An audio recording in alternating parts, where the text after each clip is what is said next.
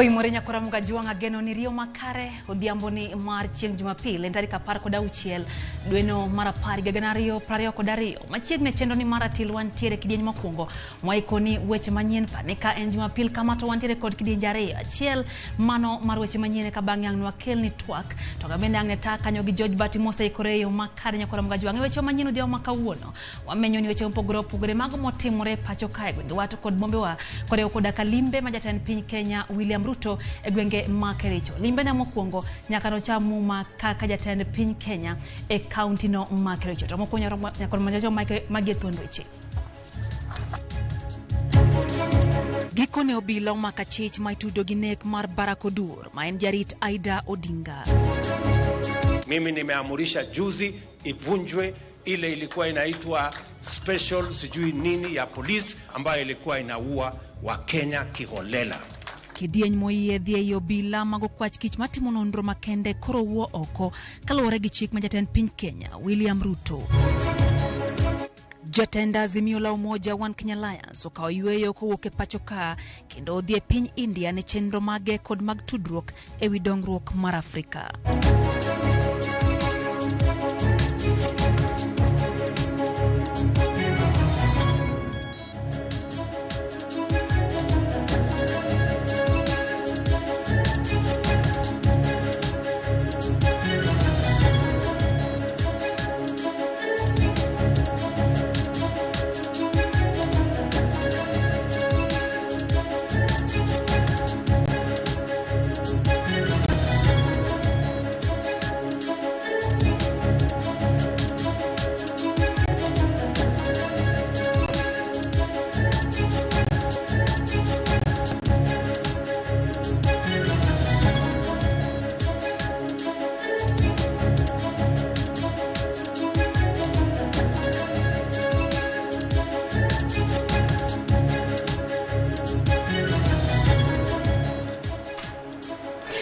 Machiegni akora mgajuanga chendo ni bethuolo matudi kod wari adeka uchiel nono namba marote machuoka bende wantiere mbui Ramogi TV kanyo ma bende nyalo e weche gi achiel kachiel e Facebook live iswa pachi kotendre gi mago mawaiko ni odhiambo makawuono machiegni nyinga Lydia Okeyo kaja loko marwa en Elizabeth Otieno.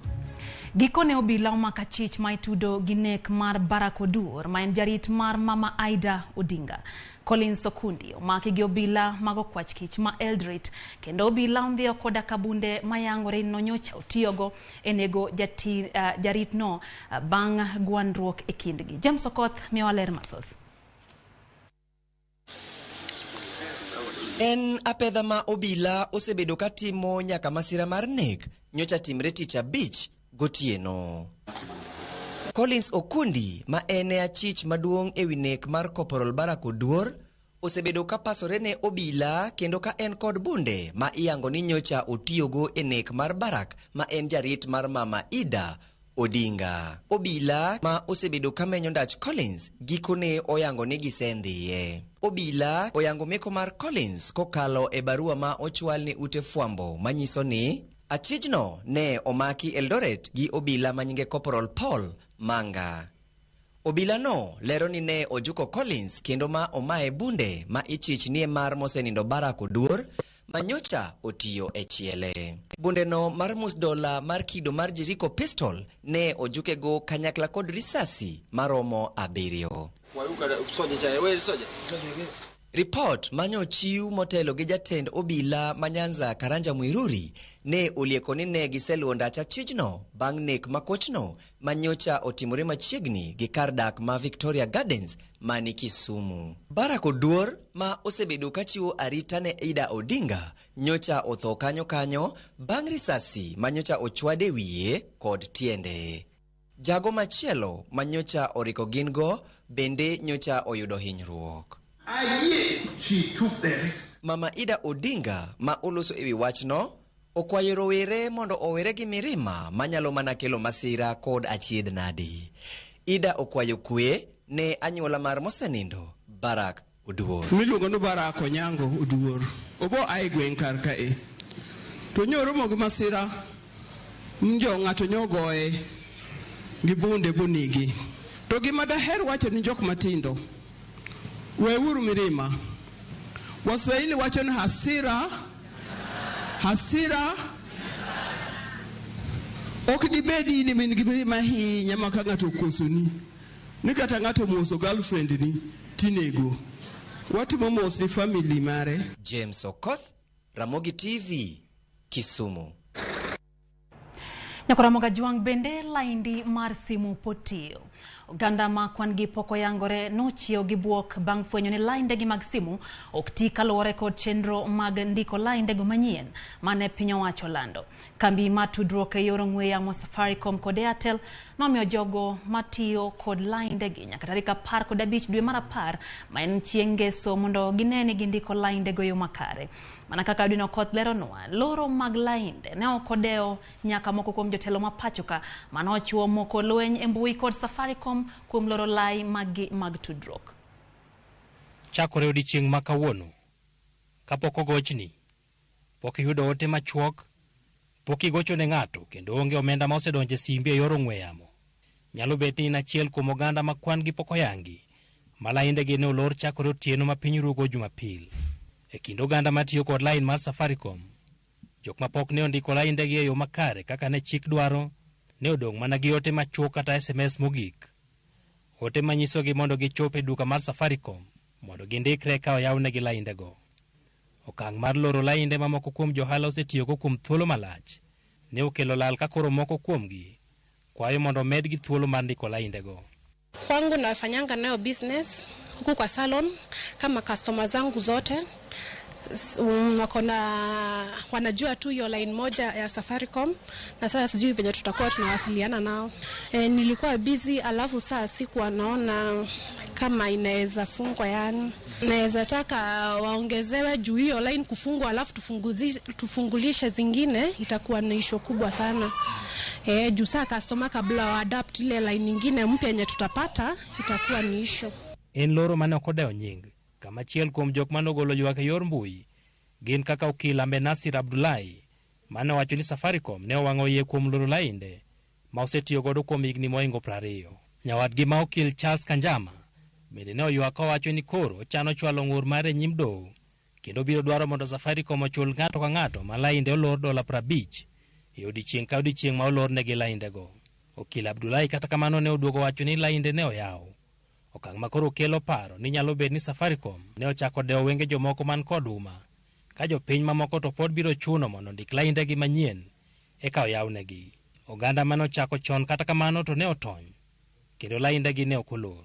Jatengo gimidhi deka mugiko kana dhi ka Safaricom deka mukaido ka Safaricom upong ko bochona ba bed piny ba nyiew bundles ba update kenda na won no wach ka Safaricom na yudo kupong ma okanyal rito omiyo laenda okolore omiyo tiyo nyaka sana.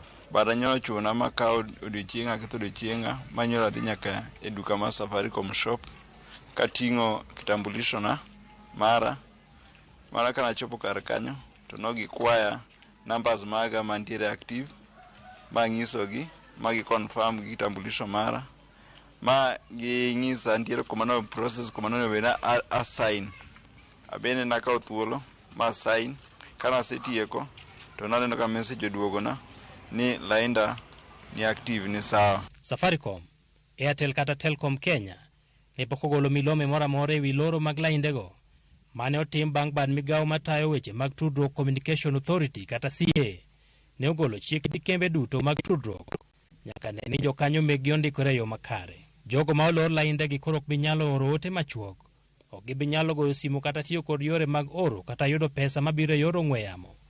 Nyaka ndik lainde go ka gitiyo kod kipande gi.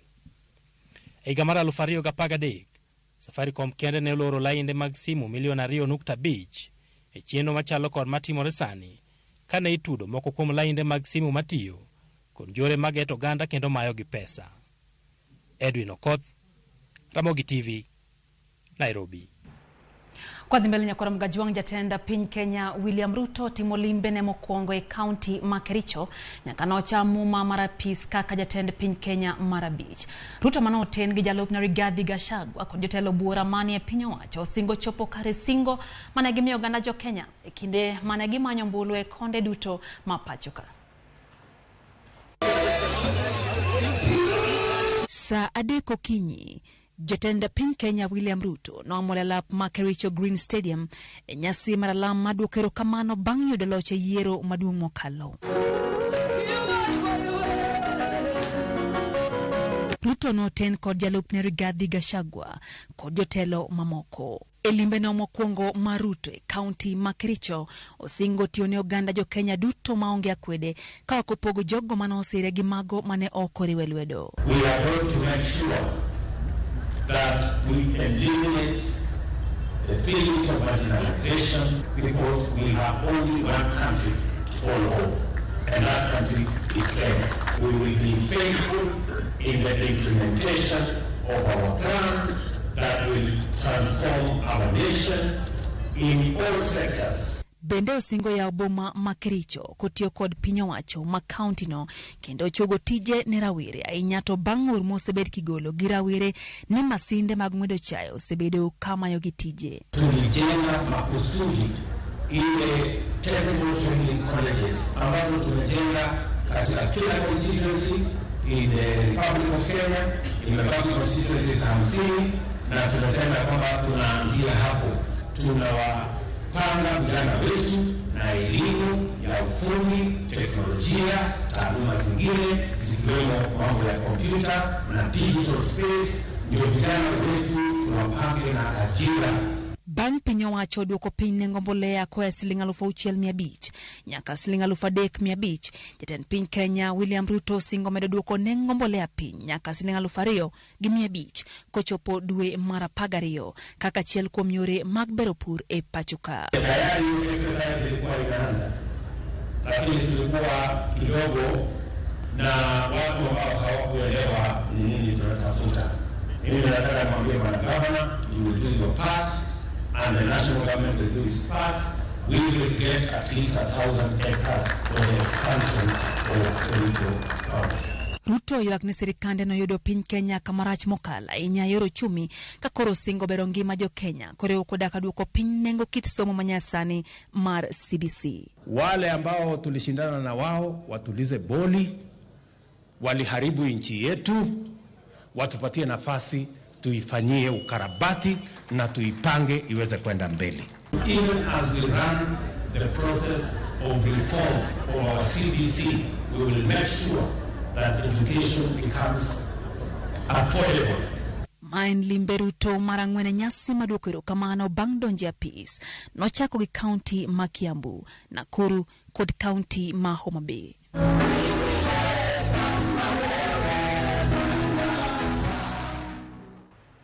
Kwa dhimbele nyakora mgajuang bad migao marobila marokwach kicho woyo oko kidieny makende manochuogi ne timo nonro kara Special Service Unit.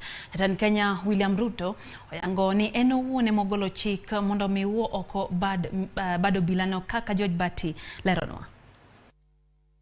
Ndalo achiel kende bang' jatend piny William Ruto yango Amin Ibrahim Mohamed kaka jatend obila mag kwach kich kendo kao kar George Kinoti.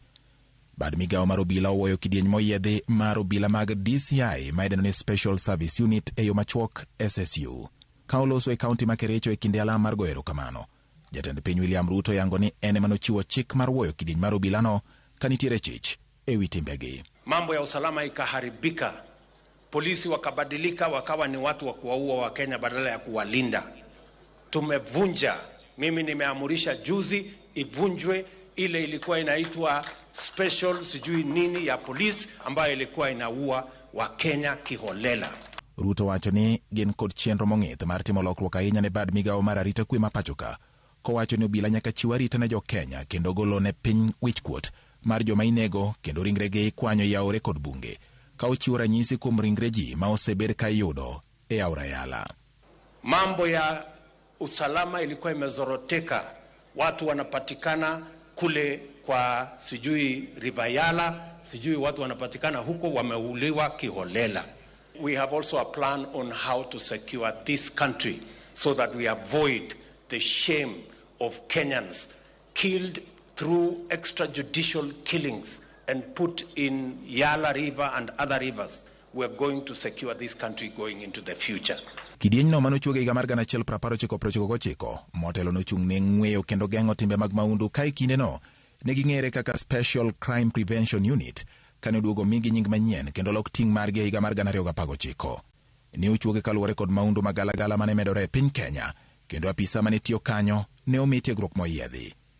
Kata obiro ni ne gitayo chenro maggi kowuok e log tich mar obila mag okwach kich DCI, kaluwore kod lony margi ne inyalo orgi kuonde ma maundu timore. Inspekta maduong' makojolo mar obila Nur Gabo olando ni tij kidieny mar obila no orumo, kendo omigi chik mondo gidogi e log tich mar obila mag okwach kich DCI. Kaluwore kod dongruok mar ochumi mar piny Kenya kod maundu magalagala mane medore, kwethno ne omi ting' mar rakruok kod ohand bunde kod gige lweny mamoko kamoting'o magina ma ok opwodhi, kedo kod ohand yedhe makelo mer, rakruok kod jokuo matuklu matiyo kod gige lweny mager, kedo kod akuo mar mwandu ma itero e pinje maoko, kendo kedo kod ohand dhano kod tije mamoko ma bende ne imiyogi gi jatend obila mag okwach kich DCI. George Bati, Ramogi TV. Kwa dhimbele nyakora mgajuang jatenda riwruok mar Azimio la Umoja One Kenya Alliance Raila Amolo Odinga owuok e pacho ka kodhi e piny India. Raila dhi e limbe India yore ge wuon ka ler mochiw gi apis mare lero ni odhi bede piny India kuom ndalo 10. E milome ma ochiw gi jatin ndai mare Dennis Onyango, Raila igeno bende ni dhi romo gi jokanyo manie sekta mar ohala mondo mi gilare weche mag dongruok e pinje mag Afrika. Raila ochano limo boma ma Hyderabad kod Travin Ramis mondo mi obed gi tudruok gi johala e wi dongruok e Afrika. Milome no bende yango ni lalruok mar Raila gi jodito mopogore ma India odhi timo kaka apisa mar riwruog Afrika AU marango weche dongruok e pinje mag Afrika.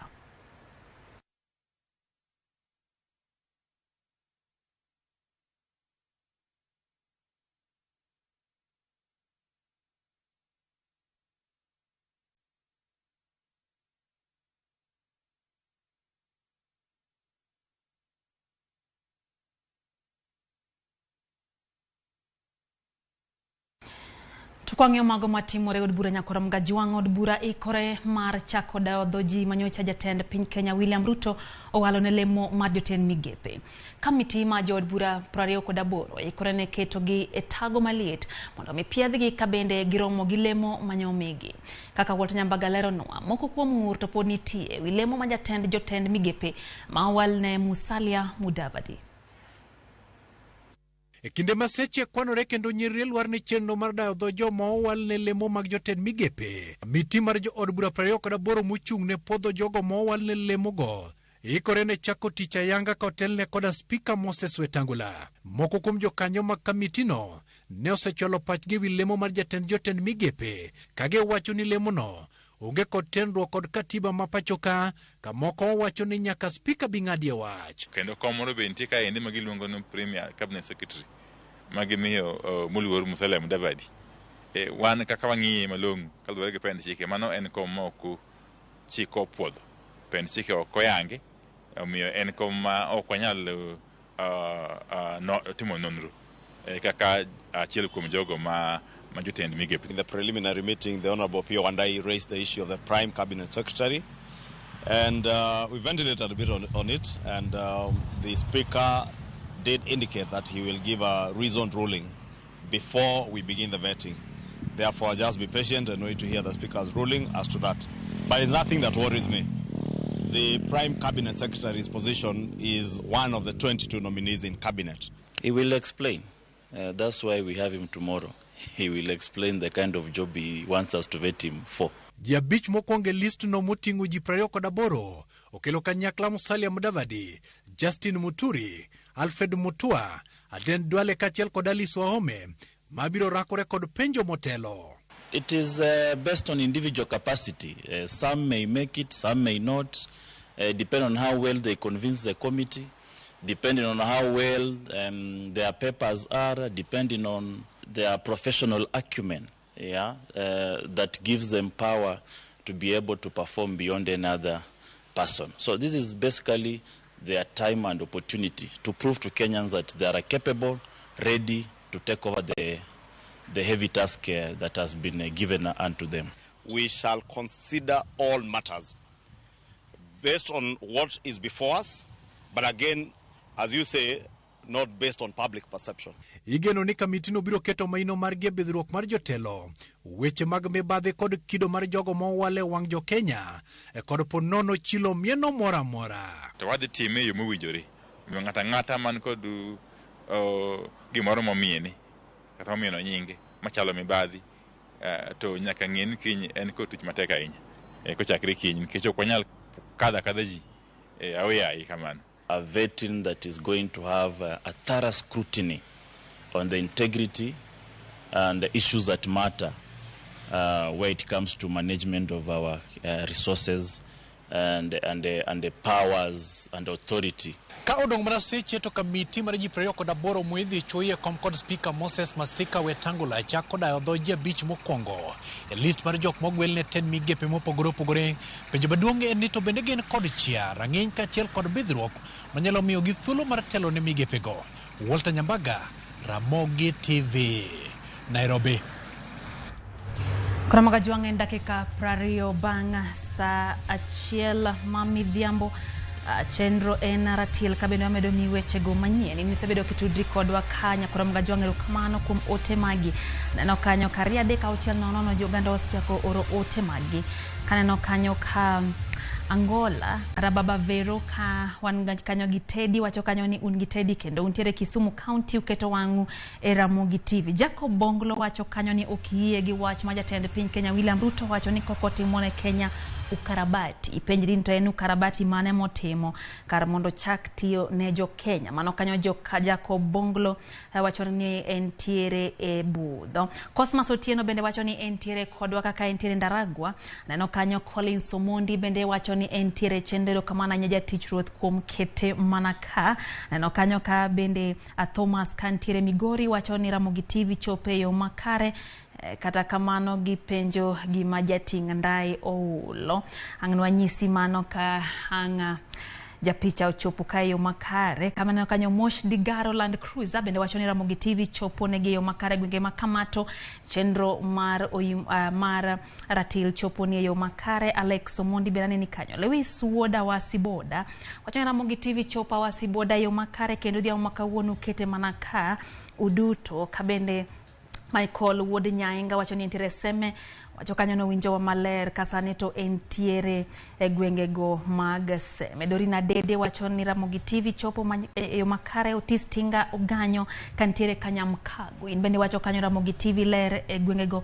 Elias Otieno Wood Kindube wacho ni bende kete mana ka odhiambo makawuono aneno kanyo Nyango Ajuang bende wacho kanyo ni en bende entiere ka kata kamano poya hinya gino mabende noyier mar kelo ne weche gi dholuo wacho ni en to Kisungu gi Kiswahili chande mokalo miyo mora inya gi Ramogi TV. Nyakoromoga jonga du kuod weche mathoth bang' thuolo machuok kata kamano metudri kodwa hari adek auchiel nono ne namba marote machuok kete mana ka Ramogi TV.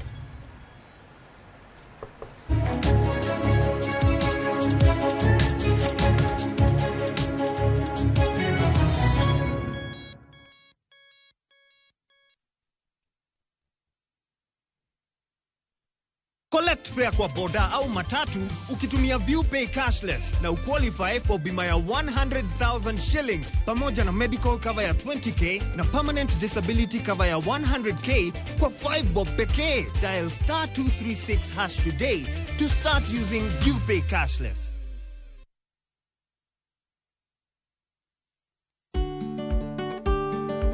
Bende ing'eyo ni riwruoge mag saga kata SACCOs nigi ber mathoth kaka hola ma idwaro mapiyo kata emergency loan, hola mar school fees kod hola mag dongruok maduto nyalo yudore mane odiechieng' achiel.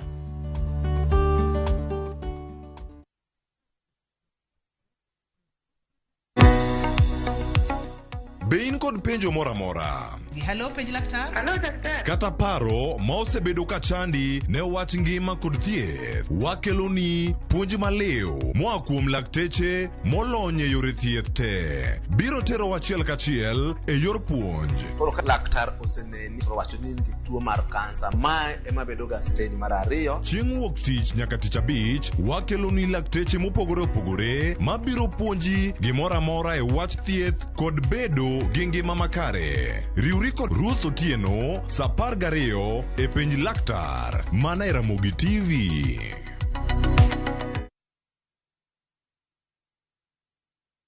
Wakenya wengi wanaendelea kushiriki na kushinda $300,000 kwenye Shabiki Major Leagues Jackpot. Kwa majina ni Helen toka Western na nimeshinda, na naambia tu hao wengine wenyewe wanashiriki nayo watashinda. George Dongo kutoka Katanga, na mimi nilikuwa nimecheza Major League Jackpot. Mimi ni mshindi wa 150K. Kuwa mmoja wao. Cheza Major Leagues Jackpot kwa shilingi 10 pekee kwa kutuma neno MJP kwa 29063 na waweza kuwa mshindi. Shabiki Major Leagues Jackpot, the easiest jackpot in Kenya. Not for persons under the age of 18. Betting can be addictive. Play responsibly. Shabiki.com is authorized and regulated by the BCLB. License number 416.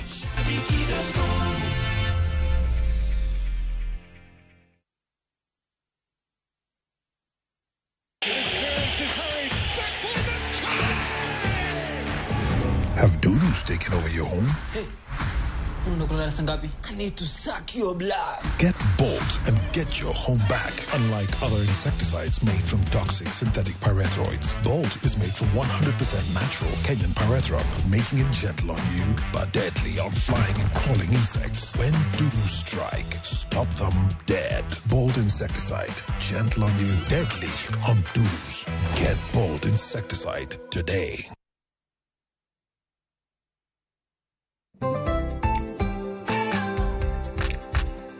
Ng'ama miyo ong'eyo ber mar tim makare kaka math mokinyi manigi ndhadhu kendo milimili kod blue band pile ka pile, opong'e gi omega 3 kod omega 6 gi teko madwarore.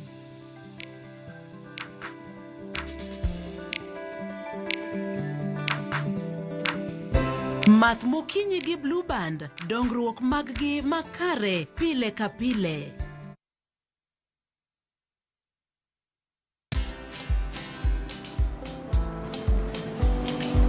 Chal nade?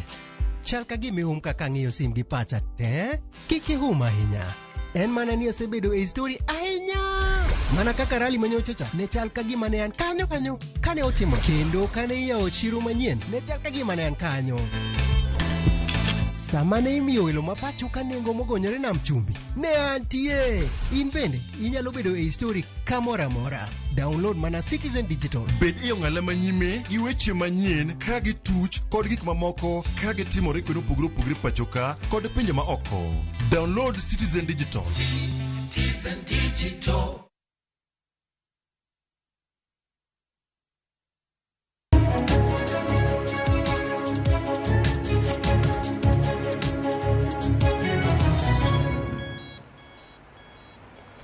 Machiegni nyakora Ramogi erokamano kuom medo kete mana ka Ramogi TV wadhi mbele gi wechego manyien kama jagoro maduong' mar riwruok jotich e pacho ka Kotu Francis Atwoli onyiso jonyuol mondo obed motang' kendo kik giter nyithindgi manyo tije e pinje maoko magikone to isandogie.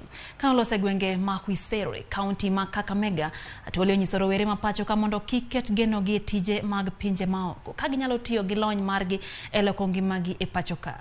Atwoli bende oseyo kembe mamanyo ne jitije e pinje maoko kuom keto ich lach mbele maloyo ngima mag jogo maitere pinjego. Okwa jotich mondo ti kod piny owacho mar William Ruto mondo dongruok ochopie konde duto ma pacho ka. Nisikize, I'm telling you. Na tumesema na hao agents mara nyingi ni watu wa corruption. Wanakimbia corrupt watu katika wizara ya labor, corrupt watu katika ile inaitwa employment authority, corrupt hata wakubwa kabisa wanasema, oh, our people who are out there remitting, the remittances are in billions. Billions out of what type of jobs? ILO wants us to do decent jobs. Those are not decent jobs. Na mimi nasema kila siku usipeleke mtoto. Tena unaambiwa pereka mtoto. Iko mtu anaitwa agent anakuja. Huyo agent hawachi simu yake, hafanyi nini? Kuna Ufilipino, serikali ya huko iko tofauti na hapa. Because wana negotiate government to government. Kama ni government ya Saudi Arabia, hawa serikali ya kule na hiyo serikali wanasikizana on terms. Wanapeleka mtu yao huko kuangalia hizo kazi kwanza. Mtoto akifika huko, passport yake inapeanwa kwa mtu ya serikali yao. Sisi mtoto wetu akifika huko ananyang'anywa passport, ananyang'anywa simu. Ramogi kwa wuok kuisero teri nyake county ma Homa Bay kama riwruoge makedo ne jopiny county ma Homa Bay dwaro mondo onywak pach jopiny ma Homa Bay chenro mag dongruok e county no. Jakom riwruoge Matthews Owilio kwa jopiny county ma Homa Bay mondo wuog oko kendo gol pachgi ewi chenro mag dongruok e county no. Ka omedo ni pachgi ni kod mbi miwuore chenro duto mag dongruok ma ibiro ketie budget mar piny owacho mar county no. Jatelo ne lose sach romo mar gima no bagi e boma ma Homa Bay. Dwaher mar jiwo gavana mawa Manyien kuom kelo kido manyien mar gombaka kod oganda mateni wang'ni idhi nywand pach oganda e weche mek telo kod dongruok e yo ma kaka osebede kaka riwruoge ma ok ti kod sirikal. Kendo akwayo jopiny ni wang'ni wuog oko te chakre sub location nyaka ward level mondo gol gigo monego timnu e county ka kuom higni 5 mabiro. Tudre uru kod assistant chiefs kod ward administrators marwa kod MCS mondo ng'ini to MCA no chika ng'o monego timnegi to governor be no chika ng'o monego timnegi to ariw parogi e ward level ka mondo ang'i kako nyalo biro gi chenro mong'ith. Koro CIDP ni e menyu molosi madwa ng'iyo ni to ang'owa gin dongruoge mage midwa tim Homa Bay. Koro adwa kwayo jopiny ni ikelo gini ne un mondo mi ugolie pachu. Gol pachi kendo jotelo mochung' ne weche mag CIDP temuru mondo mi wachak gi piny mogik kabisa ma en village. Nitie ji masamoro ok odhi sikul to gin kod rieko ma ging'eyo, gisebedo kanyo, gisebedo ka gipuro, gisebedo ka gitimo gik moko. Koro migi thuolo mondo migi gol pachgi. Kendo wan wa champion weche mag inclusivity, obed mine, obed youths, obed joma nigi ng'ol mopogore opogore. To wakwayo ni sama waloso CIDP machakre mano osebedo launch gi High Excellency the Governor, wakwayo ni weche mine, weche gender te obed okete budgets gite. Koro kwayowa en ni mondo wakadh chike mek lokruok mar kor lwasi mapiyo nikech wang'eyo the last assembly ncha nokadhe to wantiere e stage mar bill. Wakadh bill no mondo wabed kod chik mal rito lokruok mar kor lwasi. Mar ariyo ko wan gi chike gi to chike gi dhi konyowa mar ng'iyo kako nego bed ni wayudo omenda mawuok oko e pinje mamoko ka mar ng'iyo kako nego bed ni wadonje e loso weche mek lokruok mar kor lwasi. Ramogi juang wach mar kech pod medo timo sidie pacho ka bende nyalo paro ni counties maromo 20 gi wi kech medo chieme odiochieng' ma kawuono piny ngima yango odiochieng' kedo kod kech katangaje pacho ka kama moko kuom jolony weche mag pur koni tiyo kod kodhi mano momedia nyinyo kata GMO nyalo kelo fungruok e nok mar chiemo kwa thoth gwenge ma pacho ka mabire kinde ma piny ngima ne hingo odiochieng' kedo kod kech kendo jiwo medruok mar chiemo kaka Judith Omondi leronwa. Piny Kenya osebedo kod kech thoth gwenge kuom thuolo moheo dweche 3 mokalo. Penjo osewuok ewi ka bende ting'o oko kum mar kodhi momedia nyinyo kata GMO nyalo kelo fungruok e nok mar chiemo e pacho kae. Odiochieng' ma kawuono ma piny ngima dhialo e chiemo makare ne oganda, jopur bende oriwore mar golo pachgi. Methods mang'eny ma ji tiyo godo e community ma be wan be kawuono wagoe wang'wa waneno ka gitiyo gi compost manyiwa e loso chiemo ma wachamo. To aneno ni en chiemo maber moingo GMO manyalo bedo ni nyalo grow piyo to kelonwa tuoche ma wakia kamoae. En gima jok moko wacho no ber, researchers moko wacho no rach, koro wachung' kanye kaka wan jopiny. Koro gima nyalo encourage en ni jok matiyo gi compost wati gi organic manyiwa nikech waseneno gi wang'wa gimo nyalo timo e puothewa gi chiemo mokelo. Paro ni opogore gi pach jalony e weche pur. Chris Ojieo ma en jalony e weche mag pur koni nitie kute mamako cham e puodho ma GMO ema nyalo thiedho. Kungu moro ma bende osechamo oduma ma kizungu dende ni fall armyworm. En kungu moro mopogore kungu ma green machon cha. Kungu ma green machon cha ne dende poth to ma chalo yuo. To kodonjo oduma to dig mogol moketh kabisa. Mago weche ariyo kuom oduma. Wach machielo kuom oduma ing'e kayongo. Kayongo no osebedo kochando wachanda to gima solution onge.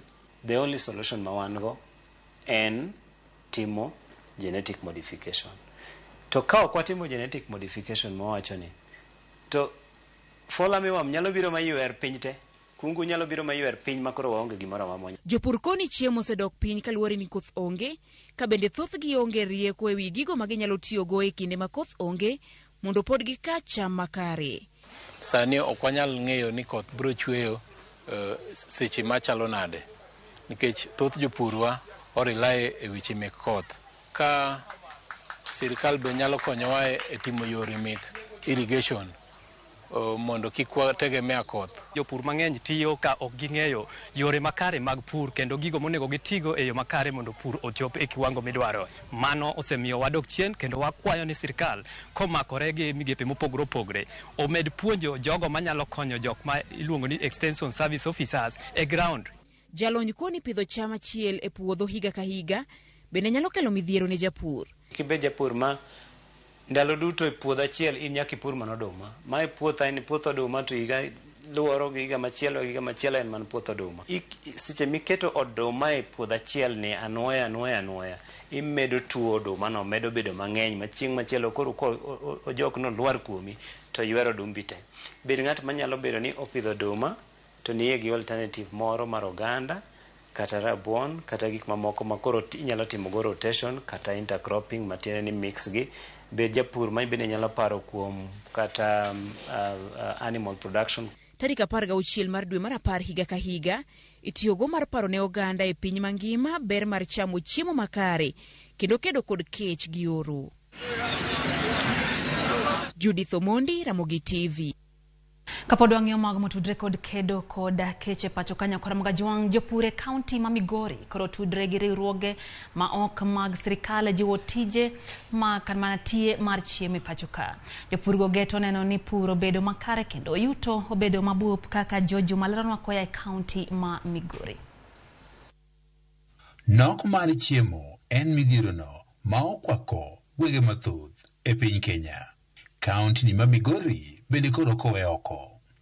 Kaka yo mar neno ni chiemo bedo ma oromo, jopur mopogore opogore osebedo kod tudruok kod gi mopogore opogore kaachiel kod kuondego mag tiegruok e kaunti ni ma Migori mar ting'o malo sekta mar pur. Tuliweza kuungana na Kendege College ili tuweze kuangalia ukulima umefaulu, kwa sababu mimi kama upande wa practicals, unajua kuna wale wanafundisha theory na wale upande wa practicals. Particular region can suffers serious drought, and at other times there will be excess rainfall, and therefore having to balance the drought and the rain at the same time requires special knowledge. Jopurgego ma kurie isa ni koro donjo e tudruok kod kar tiegruok no mar Kendege mane wechego mag pur koro ting' malo kendo ko chiemo moromo koro wuok e gwego ma kuria. We are working towards educating the community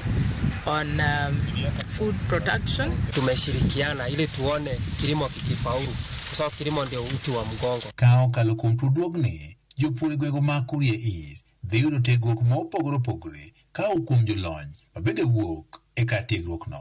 We have beekeeping, we are doing a cereal farming and as well as horticultural farming. We are trying our best to mold our trainees to be the best in the market. Referred so many to various trainings and training centers actually, and sometimes we do encourage them to come and learn something. Ka okalo kuom tudruokni, jopurgo koro sechak tiegi e yorego mag pidho kich, olembe kaachiel kod bando. An aspect that we have chosen to work closely with Kenan is apiculture, in which we have kept bees and we aim to produce honey. Kar tiegruok ni ma Kendege bende koro seketo tenge puothe ma opogore opogore ma bende koro jopur nyalo limo mondo gisom paro kuom jolony. Having adopted food production or agriculture, I would say that the impact to community is quite positive because one, we have endeavored to have demonstration farms in which we invite the community to come and learn practical lessons. Tudruok e kind jopurgi kaachiel kod kar tiegruokni koro igeno ni dhi ting'o malo wechego mag pur mabende dhi neno ni chiemo koro gol moromo e gwego mag Kuria East. George Juma, Ramogi TV, Migori.